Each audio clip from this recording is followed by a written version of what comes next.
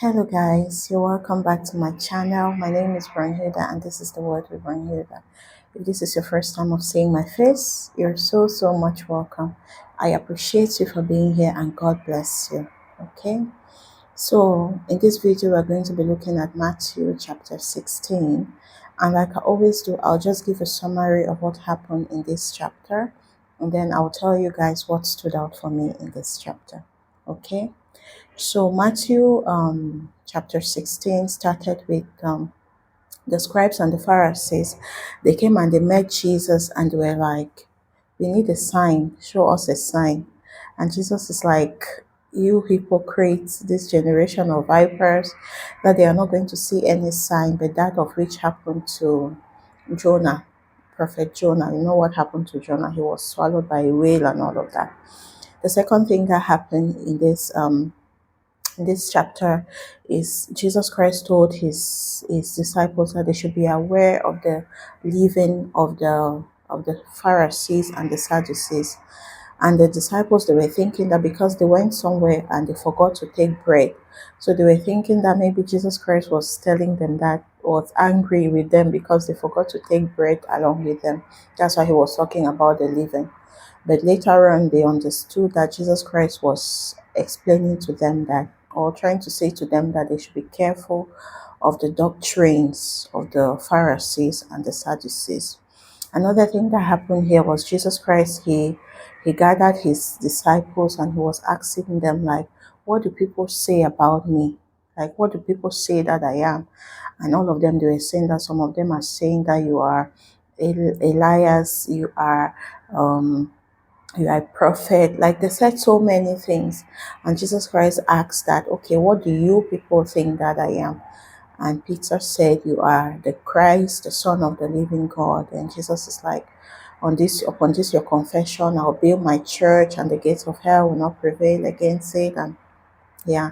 And the last thing that happened in this chapter is Jesus Christ was preparing the mind of his disciples and telling them that he's going to go to Jerusalem and he's going to be killed. And of course, Peter is like, no, Master, don't speak like that. Don't say that you're not going to be killed.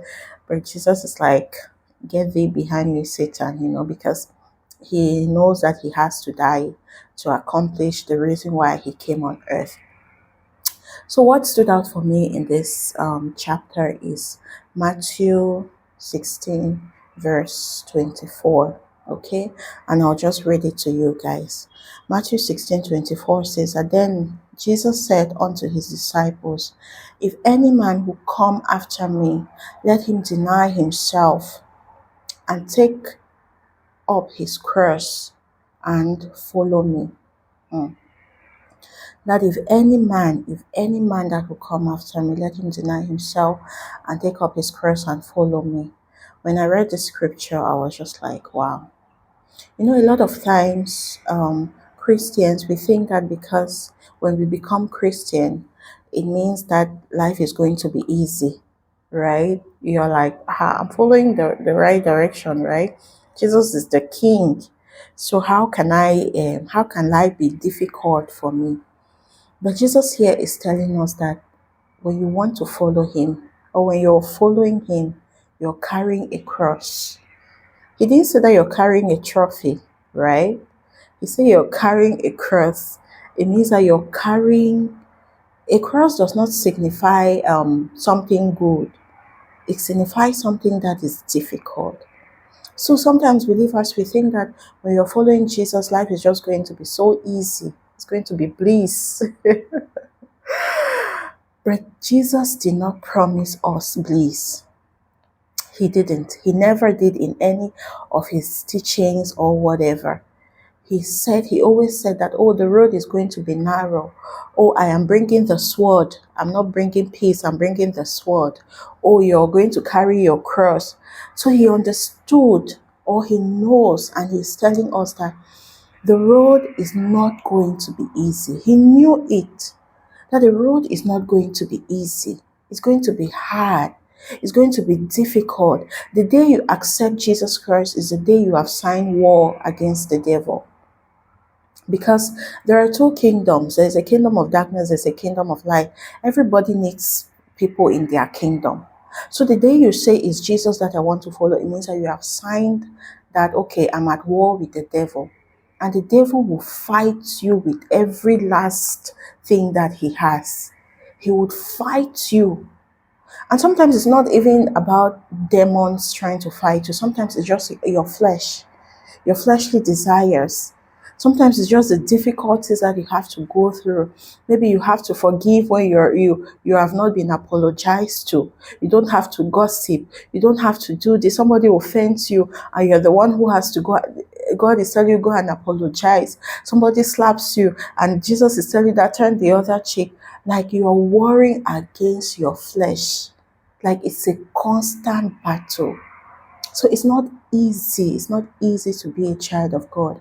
Some people will think that, oh, when they come to Christ and they are like, I didn't know that it was this difficult, or I thought that it was going to be easy. Please, I'm going me back to the world. Jesus did not say it was going to be easy. But despite all the difficulties and everything, there is something that Jesus promised us. He said he will give you peace. Peace not as the world giveth. A peace that surpasses understanding. He promised he will give you joy. A joy that you will not even understand why you're happy. Like things will be going wrong and you will still be happy. That is the promise that God has given us. Like you will lose everything and you will still be able to sing that it is well with my soul. That is the promise that God has given us. That is what Jesus Christ has given us. That you will be like Shadrach, Meshach, and Abednego. Remember the story of Shadrach, Meshach, and Abednego? They were in the flame. You think that it was difficult for God to put out the flame and say, just pour water from heaven and the fire will just quench, or just say something and the fire will just quench? No. But they were inside the fire. He left them there in the fire. But the only difference was that he was there with them. So they were not consumed. Daniel was in the lions den. God would have just killed all the lions. But he was there with the lions. But because God was there with him, he could not be eaten. So that is the difference. Jesus is always there with us through thick and through thin. That's the guarantee we have. It's not that it's going to be easy. There's going to be waves in the sea. There's going to be turbulences of the world. There is going to be difficulty. There's going to be time that you look at this person and say, oh my God, I just want to strangle you. But Jesus is like, forgive, forgive, forgive, forgive. And you just have to forgive because that's what Jesus would expect of you. It's not easy, but Jesus expects that of you. So the road is not easy. It's never easy. But the difference is that Jesus Christ will be there with you. He will be there with you. He will give you peace in chaos. You will not have money, but you'll be happier than those who have. That's what Jesus guarantees us. So if you've watched this video until this moment, I just want to say thank you so much. God bless you.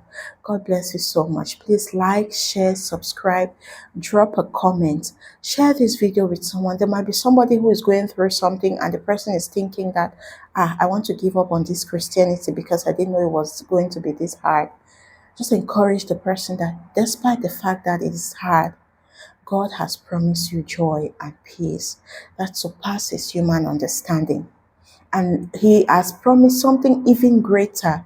He says that what the Father has in store for us, eyes have not seen. It has mouths, like it has not even come to the understanding of our brain. Like, you know how we are inventing AI and all those things. It has not even come to our understanding what God has in store for us. So if you're going through any difficulty, remember that the goal is heaven. And in heaven, there will be no chaos. On earth, there will be chaos, but you have peace and joy in the chaos. But in heaven, there will be no chaos. Thank you so much. God bless you. See you guys in my next video. Bye.